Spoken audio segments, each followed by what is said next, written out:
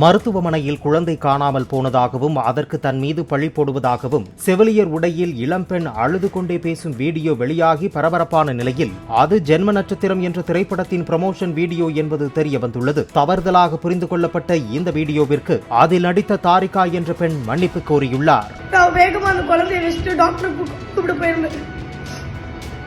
Doctor அட்டெண்டிவ் கூட்டு வந்து பார்த்தா அது குழந்தை அங்கே இல்லை.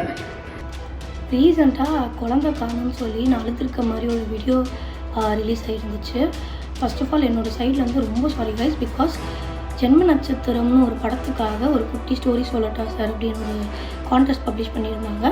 அண்ட் அந்த கான்டெஸ்ட்டுக்காக எடுத்து அனுப்பின ஒரு வீடியோ தான் அது.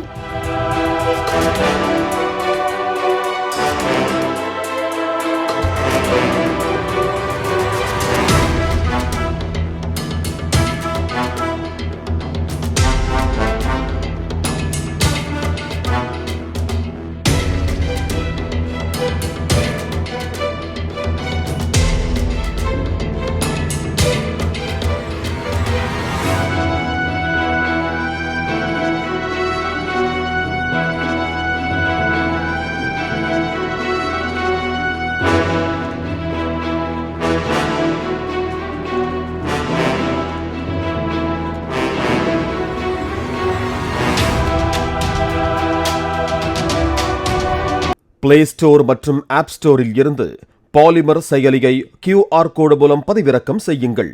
செய்திகளை உடனுக்குடன் பெறுங்கள்.